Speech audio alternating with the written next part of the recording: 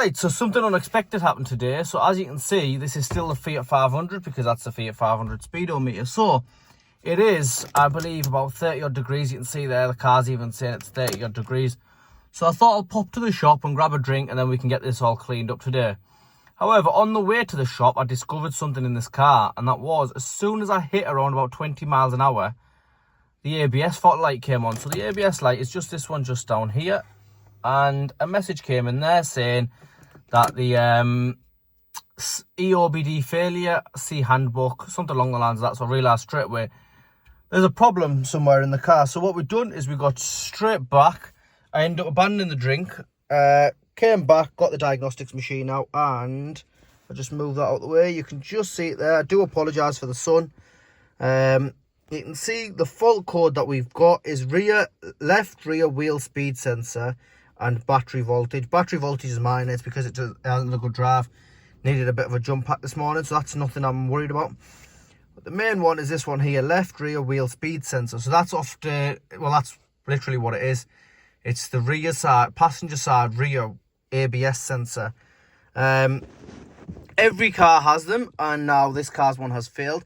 I'm happy it's failed while I was test driving it and not while we'd called a customer to test drive it, because obviously whoever came to look at it like that, they're going to walk away and they're not going to buy it. And potentially, if you do know them, you can ruin, that relationship further down the road because they can think you try to scam them.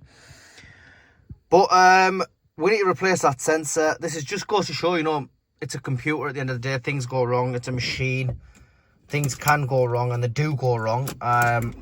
If I never test drove the car, I wouldn't know about it.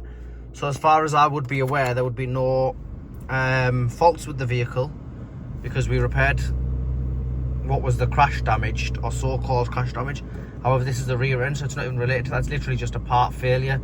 However, I'm going to get that sensor ordered, and we will go ahead and shut that sensor in. I'll show you how to do it. Hopefully then we'll take it for a test drive.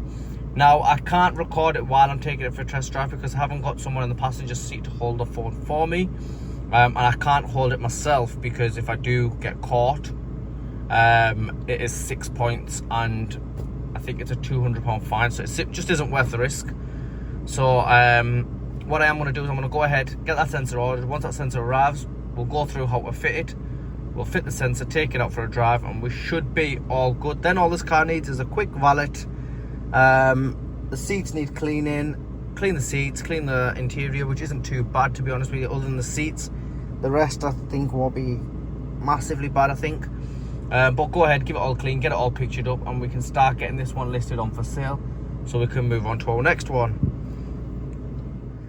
Right, so we've got the sensor, which finally arrived. However, fitting it is going to be no more easier than, well, whatever.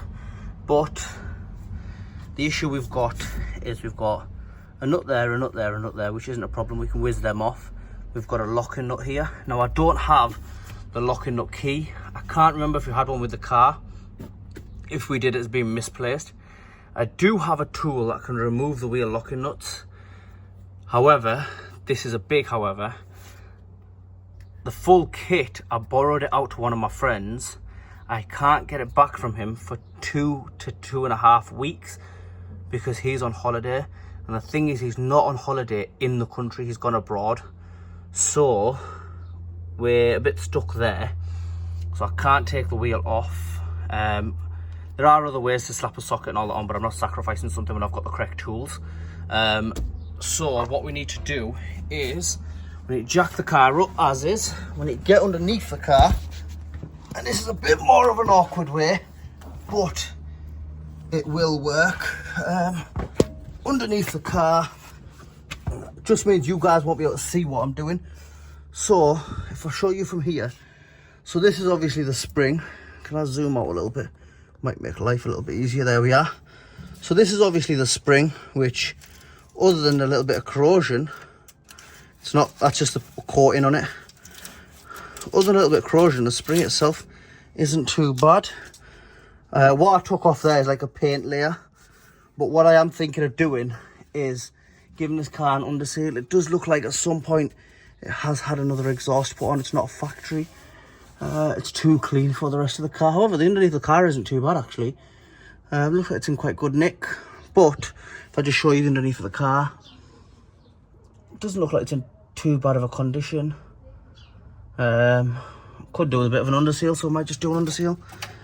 But coming back to here, and it is extremely hot today, which makes things worse for me because I'm not a fan of the heat.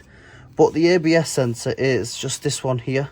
So it goes into the back there, into that little clip there. Where does it go from there? Looks like it goes down here, down the subframe. Use my finger eyes. So that's a brake pipe. I'm mixing that up with something else. It goes there. It goes back on itself. Okay, so it's not too complicated. It's just going to be a nightmare to do. So there's going to be a bolt in there, which I can see from here. It's like a hex. So if we get it on a small enough ratchet, we should. Can I zoom in there? Hopefully it focuses. So you can see that. You can only just make that out there. So if I hold that there, it's just this one here. Can we focus it a bit more? Right, it's not focusing, but when you get that out, and then we'll just pull this back a bit, spray a bit of cleaner in there. Now zoom out. So that one follows here, follows across here, and then it's this here. So where's the subframe got? So it is this wire here, which heads in that direction towards the front of the vehicle. So if I then move the camera this way, it is this cable here, and then this goes there, and it's that black one there, and it goes all the way around there up to there, and it is, oh, the exhaust is hot. I believe it is just that black connector there. So it seems like it's going to be a very fiddly job, but I'm fairly certain that I can do it without taking the wheel off. However, we are going to have to try and get hold of the tools when he's back and get the wheel off. However, or if I do get a buyer in the meanwhile, we're going to have to be pretty much transparent. Let the buyer know, look, this is the issue we've encountered. It needs wheel locking nuts removing.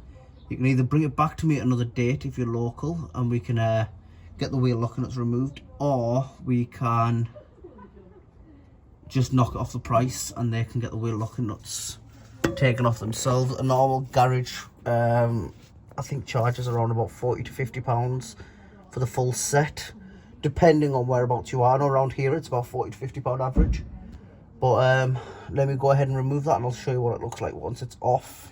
Right guys, so we've got the ABS sensor in, finally. What a chew on that was, obviously because I couldn't take the wheel off. And as we can see there, if we fire it up, right front door open, which it is open, and then the ABS lights back off again, which is absolutely brilliant. So this car can officially get cleaned out now. Time to valet it, get it cleaned, and we can hopefully get it all listed up for sale. Hopefully there'll be no more stress, no more headaches from the car, and I think it should be a quick sale. I'll keep you guys updated.